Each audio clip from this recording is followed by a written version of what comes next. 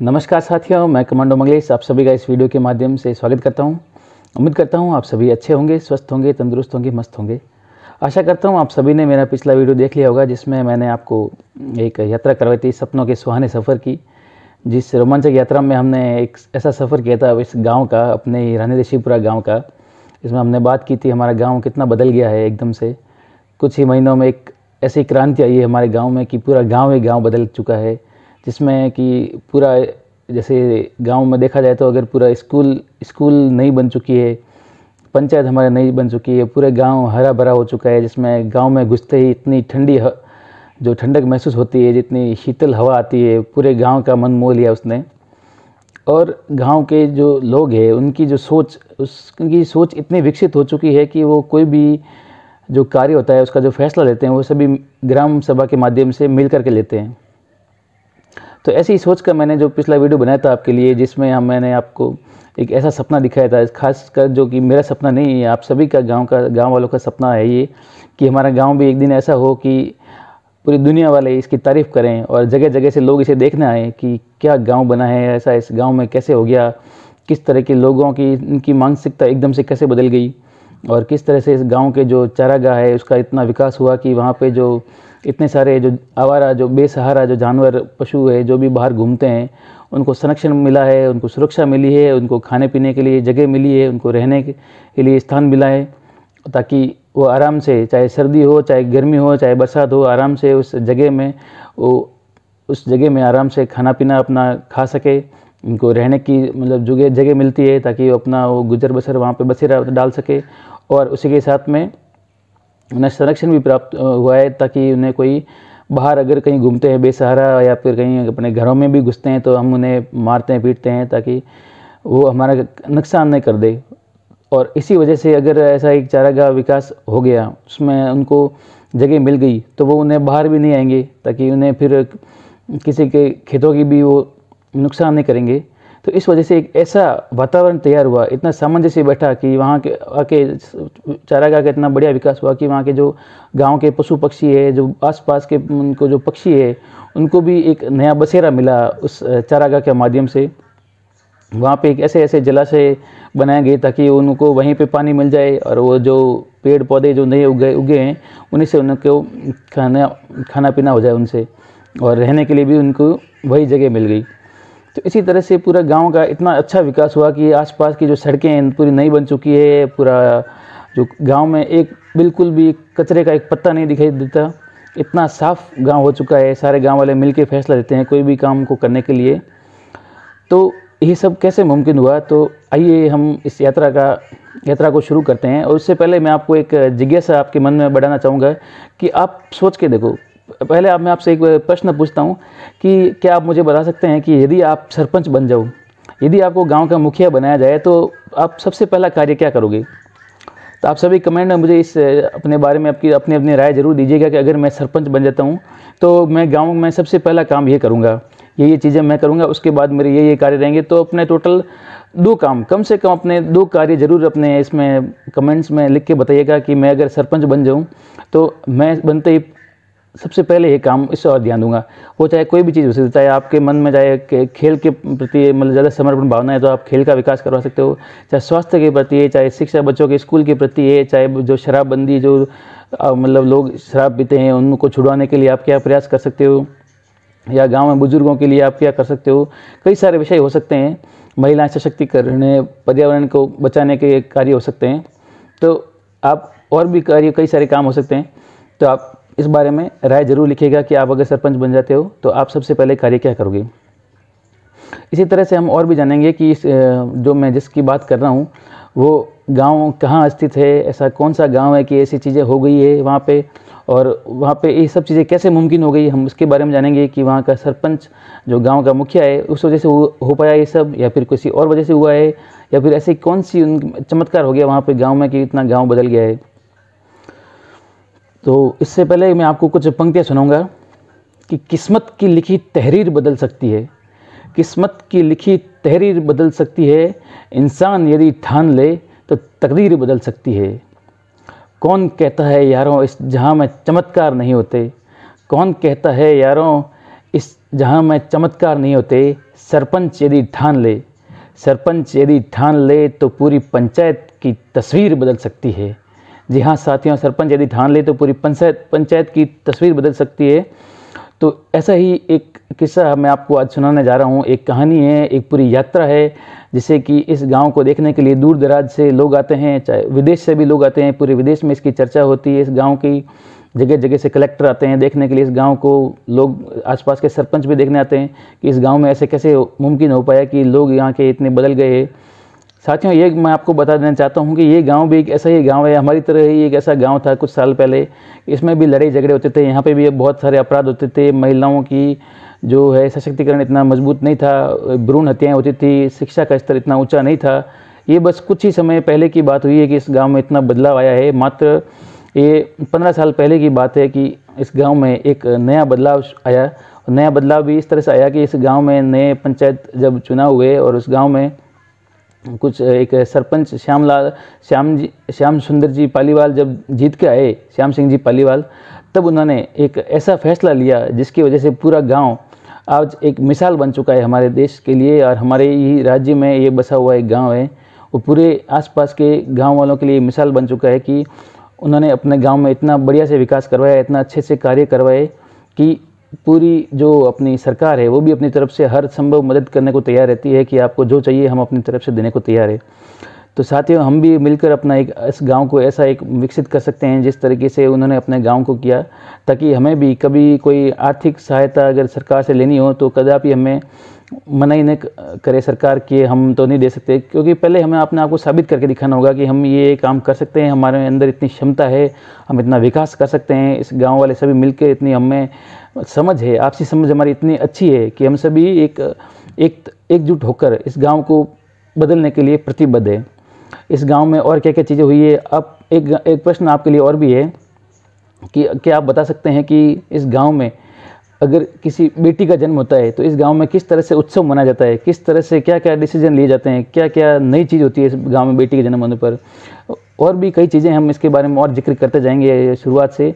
तो पहली शुरुआत मेरी इस गांव से यही रहेगी कि इस गांव का पहले मैं परिचय देता हूँ, ये गांव कहाँ बसा है, और फिर धीरे धीरे हम आगे इसकी बातें करते रहेंगे, इस गाँव की विशेषताओं के बारे में बात करेंगे, और अंतिम में जानेंगे कि हम इस गाँव से क्या क्या सीख सकते हैं और हमें इस गाँव की जो चीज़ें हैं हम अपने गाँव में क्या क्या चीज़ें अप्लाई कर सकते हैं। तो इस जो यात्रा, ये पूरी यात्रा है, इसमें मैं आपको अपने गांव को भी साथ साथ में इसकी तुलना कर दूँगा कि भाई ये चीज़ें इस गांव में है, ये चीज़ें अपने गांव में, ये चीज़ें ऐसे है, अपने गांव में इस चीज़ों को इस तरह से बदला जा सकता है। ये जो उन्होंने एक मॉडल अपनाया है, उस मॉडल को हम किस तरह से अपना सकते हैं और हम क्या क्या इसके लिए कार्य कर सकते हैं। तो आइए साथियों शुरू करते हैं। सबसे पहले मैं आपको परिचय देता हूँ कि ये गाँव एक हमारे राजस्थान राज्य के राजसमंद जिले में ही स्थित एक पिपलांतरी ग्राम पंचायत है, उसके बारे में ये कहानी है। पिपलांतरी ग्राम पंचायत कुल मिलाकर टोटल 7 गांवों को मिलकर एक ग्राम पंचायत बनी हुई है, इसमें 5,500 लोग रहते हैं और 1800 वहाँ पे परिवार निवास करते हैं। तो उस गांव की कहानी भी करीब करीब हमारे सब आसपास के जो गांव है उन्हीं की तरह एक कहानी है कि वहाँ पे भी हमेशा सरपंच 5-5 सालों में इलेक्शन होते थे, जीतते थे। जैसे जैसे कहानियाँ हमेशा सुनने हमारे गाँवों में होती है आसपास में कि चारागाह विकास तो होता नहीं इतना, बस सीमेंट की सड़कें बना दी, 2-4 काम हो गए, एक सामुदायिक भवन बना दिया और काम ख़त्म। ऐसे इस गाँव में भी चलता था। लेकिन 2005 में एक ऐसा बदलाव आया इस गाँव में कि इस गाँव में एक नया सरपंच चुनकर आया और उस गाँव ने उस पूरी गांव की नई एक तस्वीर ही बदल डाली और उस गांव को एक आदर्श ग्राम का दर्जा मिला। और उस गांव के जो सरपंच है उनको राष्ट्रपति के हाथों उन्हें सम्मानित भी किया गया इस कार्य के लिए। तो आइए साथियों, बिना समय गंवाए हम इस यात्रा की शुरुआत करते हैं। तो आइए जानते हैं। आइए आप इस वीडियो को पूरा देखिए, इस वीडियो को अंतिम तक जरूर देखिएगा, क्योंकि इस वीडियो को हम 2 भागों में बांटेंगे। एक भाग में हम चर्चा करेंगे, ये वीडियो क्या बहुत लंबा होने वाला है, ये पूरी एक तरह से पूरी फिल्म बन रही है इसके ऊपर कि भाई गांव कैसे है, कहाँ से बना है, इस गांव में क्या क्या नवाचार हुए हैं, इस गांव में बेटियों के जन्म पे क्या किया जाता है, बेटियों को माँ बाप बेटियों को बोझ न समझे, इसके लिए उन्होंने क्या क्या प्रयास किए, क्या क्या उनको आर्थिक सहायता प्राप्त करवाई गई, उस गांव के जो पुलिस वाले हैं आसपास, जो उनकी पुलिस चौकी है, उन पुलिस वालों का क्या कहना है, और इसी तरह से हम इस गांव के बारे में और भी चीज़ जानेंगे। तो इसलिए वीडियो को बहुत लंबा होने वाला है, तो मैं आपसे आग्रह करूंगा कि इस वीडियो को अंतिम तक ज़रूर देखिएगा और आप अपनी तरफ से ये तर्क देने की कोशिश कीजिएगा कि हम इस गांव में और क्या क्या कर सकते हैं, हमारे गांव में क्या क्या चीज़ें करनी चाहिए। और आप इसमें कमेंट्स के माध्यम से भी और सब तरह से, जिस भी तरह से आप मुझे प्रतिक्रिया देना चाहें, और प्रतिक्रिया ज़रूर दीजिएगा कि इस गांव में ऐसा ऐसा हुआ है, हमारे गांव में ऐसे भी हो सकता है। इस गांव में आप जैसे जैसे मैं आपको कुछ पॉइंट्स बताता हूँ, इस गांव में आप आगे क्या क्या चीज़ें देखते हुए ऑब्जर्व करते जाइए। आप उस गांव में देखते जाइएगा इस वीडियो को देखते टाइम कि इस गांव में क्या क्या चीज़ें, ऐसी चीज़ें जो हम अपने गांव में अपना सकते हैं। जैसे कि अभी जो इस वीडियो में आप देखोगे कि स्कूल के बारे में बताया जाएगा कि स्कूल यहाँ पे इतनी अच्छी बन गई है कि यहाँ के जो जन सहयोग, जो लोगों ने अपने आपसी सहयोग करके एक स्कूल को नया बनाया, और नया बना के जो यहाँ के जो स्कूल के जो शिक्षक है, जो अध्यापक है, वो इतने विद्यालय में बच्चों को पढ़ाने के लिए इतने समर्पित हैं कि वो अपने जो विद्यालय है उसके जो बच्चे हैं, जो कमज़ोर बच्चे हैं, तो उनको फिर अलग अलग विधियों से पढ़ाने की कोशिश करते हैं ताकि वो बच्चे भी पीछे न रह जाएं। इतने समर्पण की भावना आप कहीं देख सकते हैं तो मुझे बताइएगा ज़रूर, क्योंकि मैंने नहीं देखा है इतना समर्पण किसी अध्यापक ने इस गाँव के स्कूल के लिए दिखाया है। तो और उनको मतलब बच्चों के जो मानसिक है, शारीरिक विकास के लिए उस गांव में क्या क्या प्रयास किए गए हैं। उन बच्चों को दूध पिलाया जाता है, अलग से उनको फल फ्रूट दिए जाते हैं डेली। ये सब नवाचार उस गांव ने अपनाए हैं। बेटियों के जन्म पे क्या क्या चीज़ें की जाती हैं, उनका गांव में कैसे कैसे प्रोग्राम किए जाते हैं, कैसे कैसे महोत्सव मनाए जाते हैं। जब रक्षाबंधन होता है उस गाँव में रक्षाबंधन किस तरह से मनाया जाता है, हमने कभी सोचा भी नहीं होगा साथियों कि रक्षाबंधन के समय हम किसी जो बहनें हैं हमारे हमेशा घर पे आती है और भाई को राखी बांधती है। क्या आप कभी सोच सकते हैं कि रक्षाबंधन के दिन बहनें, जो अपने गांव की बहनें बेटियां हैं, वो किसी पेड़ को राखी बांधे? जी हाँ साथियों, इस गांव में ऐसा ही होता है कि जो बच्ची होती है जिसका जन्म होता है, वो हमेशा उसके जन्म पे 111 पौधे लगाए जाते हैं उसके नाम से, और उसके बाद जो बच्ची है वो हर रक्षाबंधन पे उस पेड़ को जाकर राखी बांधती है और वचन लेती है अपने भाई से कि आप मेरी रक्षा करोगे। अब आप सोच रहे होगे कि पेड़ है, पेड़ उसकी बहन की रक्षा कैसे? भाई तो चलो मान लो बहन पे अगर कोई हाथ उठाए तो भाई तो जाके लड़ाई कर सकता है, पेड़ लेकिन कैसे लड़ाई करेगा? तो पेड़ इस तरह से लड़ाई करता है कि पेड़ उन्हें संरक्षण देगा। जब पेड़ धीरे धीरे बड़े हो जाएंगे, जब बच्ची बड़ी होगी, 10-20 साल की होगी, 30 साल की होगी, जब बच्ची भी, जब तब उनके साथ में क्या होगा, पेड़ ही बड़ा होगा। और पेड़ जब बड़ा होगा तो जितना पेड़ बड़ा होगा वो उतनी ही गहरी छाया देगा। तो उसके नीचे जो जानवर पलेंगे, चाहे कोई भी हम बड़े बुजुर्ग है, चाहे कोई भी महिलाएं हैं, वो जाके बैठ सकती है, उन्हें धूप से बचाव होगी। तो ये इस तरह से उनको संरक्षण मिलेगा, इस तरह से उन्हें सुरक्षा मिलेगी। खुले में बैठने से उन्हें धूप लगती है तो धूप से बचाएगा वो पेड़, और उस पेड़ के माध्यम से जो फल फ्रूट लगेंगे, उन फल फ्रूट खा के पूरे गाँव वालों को एक नई ताजगी का अनुभव होगा, और उसको उन फल फ्रूट को बेच के गाँव वालों की आर्थिक स्थिति सुधरेगी, उन्हें रोजगार मिलेगा। इस तरह से सारे नवाचार इस गाँव में हुए हैं, और इसी तरह से पूरे गांव के जितने भी गांव में जितनी बहन बेटियां जन्म लेती है उन्हीं के नाम पे 111 पौधे हर साल लगाए जाते हैं, और इस तरह से पूरे गांव में हरियाली फैल गई है। और भी चीज़ें, कई चीज़ें हैं, और आप इस वीडियो को देखते देखते आगे पता लगेगा आपको। जैसे कि हॉस्पिटल है, इस गाँव में सरपंच बनते ही श्याम सिंह जी पालीवाल ने हॉस्पिटल का निर्माण करवाया, जिसमें कि महिला एवं बाल चिकित्सालय का सबसे पहले उन्होंने दिमाग में आया कि महिलाओं की जो चिकित्सा है, वो स्वास्थ्य है, उस पर कुछ काम किया जाना बहुत ज़रूरी है। तो उन्होंने प्रतिज्ञा ले ली कि मैं अब से जब से सरपंच बना हूँ, मैं इस गांव के विकास के लिए ही कार्य करूँगा। एक दुर्घटना घटी थी इनके गांव में जब ये सरपंच बने 2005 में, और 2006 में क्या हुआ, इनकी बेटी, इसका नाम किरण था, 16 साल की उम्र में उनका देहांत हो गया। तो जैसे ही सरपंच बने अगले साल ही उनके गाँव में उनके घर पर एक ऐसी मतलब दुविधा आन पड़ी, जिससे पूरा परिवार सदमे में चला गया। लेकिन उन्होंने इस पूरे जो प्रकरण को, उन्होंने इस तरह से, इस घटना को इस तरह से लिया, सकारात्मक रूप दिया, और ये प्रतिज्ञा प्रण लिया कि मैं इस गांव में किसी भी बच्ची की आगे हत्या नहीं होने दूंगा। उनकी बच्ची की हत्या, मतलब हत्या क्या, उनकी बच्ची की मौत हुई थी, वो एक धूप की वजह से हुई गई थी। एक जिसे बोलते हैं कि उल्टी दस्त भी बोलते हैं, उस वजह से उनकी बच्ची की मृत्यु हो गई थी। तो इस वजह से उन्होंने फैसला किया कि आगे से वो किसी भी बच्ची की मृत्यु नहीं होने देंगे, और बच्चियों को बचाने के लिए हर संभव प्रयास करेंगे। इसलिए उन्होंने एक नई योजना शुरू की, जिसके लिए बच्चियां माँ बाप पर बोझ नहीं बने, और हर परिवार वाले, पूरे गांव वाले मिलके उन परिवार को जिस घर में बच्ची के जन्म हुआ है 31,000 रुपये देंगे और उसकी FD करवाएंगे, बैंक में खाता खुलेगा उस बच्ची के नाम से। और जब वो बच्ची बड़ी होगी 21 साल की, तब उस बच्ची को सारे पैसे लौटा दिए जाएंगे। तो इस तरह से इस गांव में नई नई योजनाएं शुरू की गई इन सरपंच के माध्यम से कि कैसे बेटी अपने माँ बाप पर बोझ भी नहीं बने, बच्ची को शिक्षा भी मिलती रहे, स्कूल का भी विकास हुआ, स्कूल में अपने गांव, उनके गांव में हॉस्पिटल बने, सफाई के लिए भी गाँव को लोगों को प्रेरित किया जा के उन्होंने, और गांव में पूरी हरियाली जगह जगह नज़र आने लगी। तो इसलिए मैं आपसे आग्रह करता हूं कि इस वीडियो को आप अंतिम तक ज़रूर देखिएगा और मुझे बताइएगा कि आपको ये वीडियो कैसा लगा और आप इस वीडियो से और क्या क्या उम्मीद करते हैं, हमारे गांव में कैसी चीज़ें होनी चाहिए, किस तरह से इन्होंने नए नए प्रयास किए। तो आइए शुरू करते हैं पिपलांत्री की यात्रा।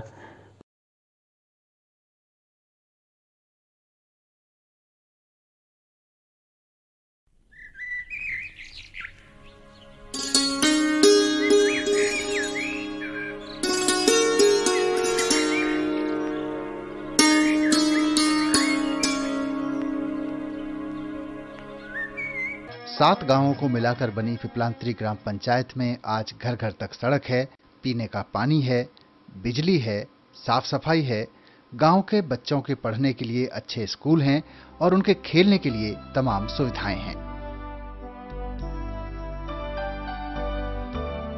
और ये है पिपलांत्री का एयर कंडीशन्ड पंचायत भवन।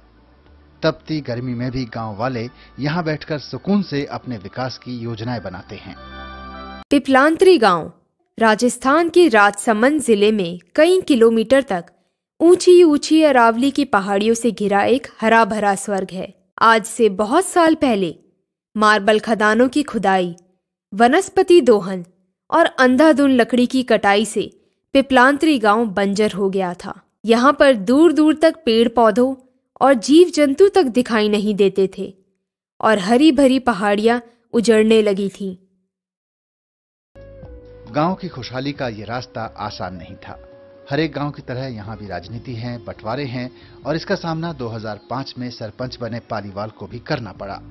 पिपलांत्री आज देश में एक ऐसे आदर्श गांव का उदाहरण प्रस्तुत करता है जो स्वर्ग सा प्रतीत होता है, जिसमें पानी में तैरती मछलियां, बतखे, खेलते कूदते खरगोश और पेड़ों पर पंछियों के बने आशियाने संरक्षण का प्रतीक बन गए हैं। 2005 के प्रारंभ में पिपलांत्री गांव में एक बदलाव आया। पिपलांत्री के पंचायती चुनाव में जब श्याम सुंदर नामक एक व्यक्ति जीतकर सरपंच बने, इस खुशी के साथ साथ एक दुख भी उनके जीवन में आया।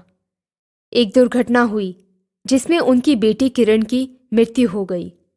सरपंच जी ने अपने दुख को एक सकारात्मक रूप देते हुए प्रण लिया कि मैं श्याम सुंदर बेटियों की भ्रूण हत्या किसी भी प्रकार से नहीं होने दूंगा। घर घर जाकर गांव के लोगों को बेटी, शिक्षा और पर्यावरण की जीवन में महत्वपूर्ण भूमिका को समझाने लगे, जिससे गांव के सभी लोग जागरूक हुए। मैं जब सरपंच बना तब मैंने देखा कि इस गांव में स्कूलें नहीं थी।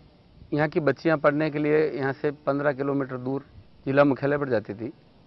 तो सबसे पहले हमने शुरुआत की यहाँ के स्कूल को 10वीं से 12वीं करवाने का। जब स्कूल 10वीं से 12वीं हो गया तो बिल्डिंग की कमी महसूस हुई। हमने ग्राम पंचायत ने गांव वाले सभी लोगों व्यक्तियों के साथ बैठकर ये तय किया कि बिल्डिंग बनवाई जाए। तो जन सहयोग से यहाँ 20 लाख की बिल्डिंग बनी है। पहले राजसमंद में लड़की को भेजते नहीं थे क्योंकि दूर का मामला था। अब हमारे गांव में 12वीं तक स्कूल है। आजकल तो स्कूल में कंप्यूटर कोर्स भी होने लगा।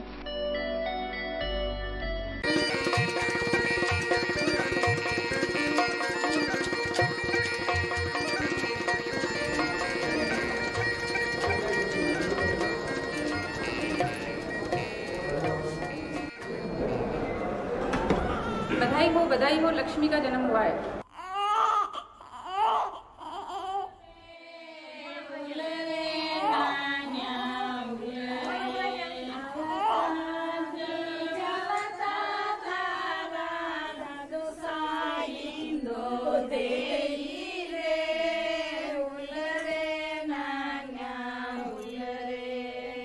ग्रामीणों द्वारा हर बार एक लड़की के जन्म पर 111 पेड़ लगाए जाते हैं और जन समुदाय इन वृक्षों को जीवित रखने के लिए सुनिश्चित करते हैं कि ना वह खुद से पेड़ काटेंगे और ना दूसरों को पेड़ काटने देंगे तथा इनका संरक्षण करेंगे।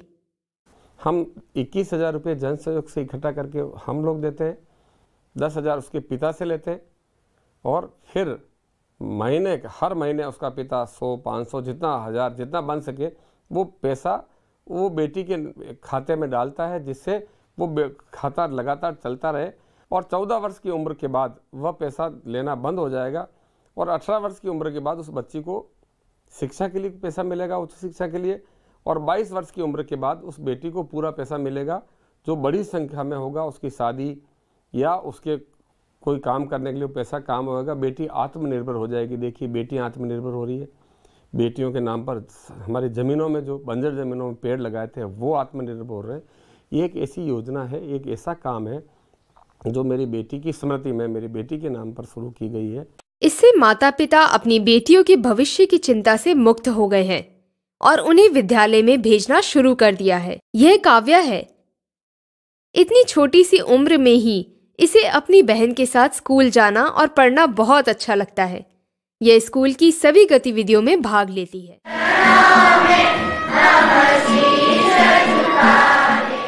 इस प्रकार बच्चों के दिन की शुरुआत पीठ पर लादे किताबों के बस्तों और टेढ़े मेढ़े रास्तों पर से गुजरते हुए विद्यालय में व्यायाम, प्रार्थना,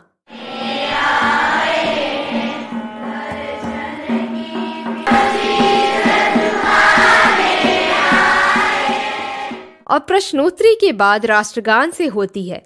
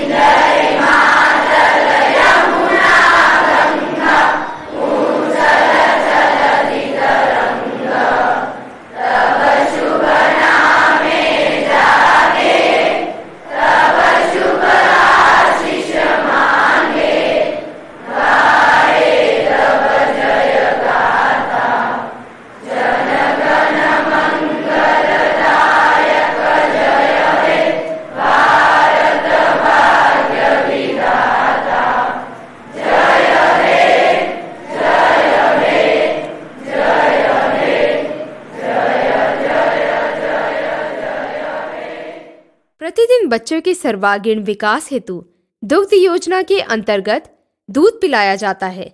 विभिन्न स्तर के विद्यार्थियों को अलग अलग शिक्षण विधि का प्रयोग करके अध्यापकों द्वारा पढ़ाया जाता है। प्राथमिक ज्ञान द्वितीयक में, ठीक है। अब जैसे वहाँ कौन कौन से क्रियाकलाप जैसे हो सकते हैं, जैसे ए विकसित देश में, अगर हम ए विकसित देश की बात करें जैसे हमारे माइंड में आता है ये विकसित देश है कोई, ये है, ठीक है। अब जैसे तुम सब पढ़ते हो, चलो बता, तुम सब पढ़ते हो क्या आएगा? यूएम पटिशस, बिल्कुल सही है। मैं इसलिए पढ़ना चाहती हूँ क्योंकि मैं टीचर बनना चाहती हूँ और बच्चों को पढ़ाना चाहती हूँ और जो गरीब बच्चे हैं उनको पढ़ाकर उनका भविष्य उज्जवल करना चाहती हूँ। दोपहर में अन्नपूर्णा योजना के अंतर्गत पौष्टिक आहार परोसा जाता है।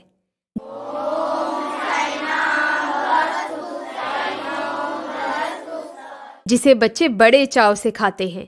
ये मासूम से खिलखिलाते चेहरे खेल खेल में बिना बिजली के पानी भरो की तकनीक से मनोरंजन करते हुए विद्यालयों की टंकियों तक चुटकियों में पानी पहुंचा देते हैं। और छुट्टी के समय बच्चों को फल दिए जाते हैं, जिससे बच्चों का मानसिक और शारीरिक विकास भी होता है। स्कूल में पढ़ने वाले छात्र छात्राओं का समान लिंग अनुपात दर्शाता है कि यह देश के विकास में योगदान करेंगे।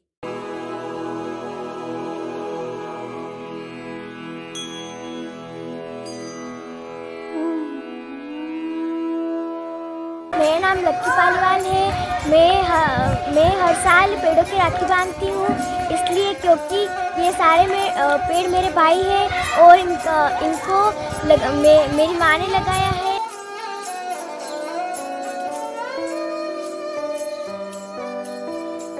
पिपलांत्री जो वो है कि एक हमारे पेड़, हमारे पौधे और हमारे बच्चों में फ़र्क नहीं है। वो इसलिए नहीं है कि यह पेड़ मेरी बेटी की पुण्यतिथि में सबसे पहले लगाया गया था। हमारे गांव में बेटियों के जन्म पर और हमारे परिजनों के, प्रियजनों के स्मृति में पेड़ पौधे लगाए जाते हैं और उनको हम उस रूप में देखते हैं कि ये मेरे बेटी की स्मृति में पेड़ लगाए, या मेरी माँ की स्मृति में पेड़ लगाए, या मेरी बेटी के जन्मदिन पर पेड़ लगाए। तो हम बच्चों में और पेड़ों में फ़र्क नहीं करते हैं, इसलिए यहाँ का पर्यावरण लगातार सुधर रहा है। पिपलांत्री में बेटियां रक्षाबंधन के त्योहार को एक अनूठे ढंग से उत्साहपूर्वक मनाती हैं। या बेटियां इकट्ठा होकर पेड़ों की पूजा करती हैं और उनको राखी बांधकर उनके संरक्षण और लंबी आयु की कामना करती हैं।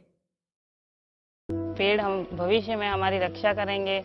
जिस तरह एक बहन अपने भाई को रक्षा का भार सौंपती है, उसी तरह उस वृक्ष को हम अपने रक्षा का भार सौंपते हैं। इस ग्राम पंचायत में जन्म लेने वाली प्रत्येक बेटी के नाम पर हम 111 पौधे लगाते हैं। अभी तक 2007 से लेकर 6-7 से लेकर अभी तक एवरेज हर एक बेटी के नाम पर हम प्लांटेशन कर रहे हैं। प्रत्येक बेटी के परिवार से जब बेटी का जन्म होता है तो वर्ष में एक महोत्सव रखकर हम वो हर बेटी के नाम पर वृक्षारोपण करते हैं। और वह महोत्सव होता है पिपलांत्री पर्यावरण महोत्सव के नाम से। एक दिन गांव में, गांव की जितनी भी बेटियों का जन्म हुआ है, वह बेटियां अपने माता पिता के सिर पर पालने के रूप में, जैसे कृष्ण भगवान को यमुना पार करवाया गया था, उसी तरह से हर माता पिता अपनी बेटी को, माँ अपने सिर पर पालने में बेटी को लेकर आती है, पिता अपने हाथ में पौधे लेकर आता है और खड्डे खोदने का साधन लेकर आता है। और हमारी सरकारी ज़मीनों पर, जो हमारी चारागाह ज़मीन है, उस पर बड़ी संख्या में वृक्षारोपण करते हैं, उत्सव मनाते हैं। और दूसरे दिन जो बेटियां पूर्व में, पिछले वर्षों में जिन बेटियों ने जन्म लिया और जिन बेटियों के नाम पर पेड़ लगाए गए हैं, पौधे लगाए गए, जो पेड़ बन रहे हैं, वह बेटियां अपने माता पिता की गोद में पैदल चलकर आती है और जो पूर्व में पौधे लगाए गए हैं, जो पेड़ बन रहे हैं, उन पर रक्षा सूत्र बांधकर, राखी बांधकर उन पेड़ों को बचाने का संकल्प लेती है और यह संदेश देती है कि यह पौधे मेरे जन्मदिन पर मेरे माता पिता ने लगाए थे और मुझे भी जन्म मेरे माता पिता ने दिया है, इस नाते यह पेड़ मेरा भाई है। लगाए जाने वाले पेड़ पौधों में बहुगुणी नीम, शीशम, आम, आंवला और एलोवेरा जैसे कई दूसरी बहुमूल्य औषधियों को लगाया गया है। आज इन पेड़ों की संख्या 5 लाख से अधिक हो गई है। इनसे मिलने वाली बहुमूल्य ऑक्सीजन, औषधियां, वृक्षों की जड़ों द्वारा रोकी गई मिट्टी, पानी का बढ़ता जल स्तर और वन्य जीवों का बचता जीवन है।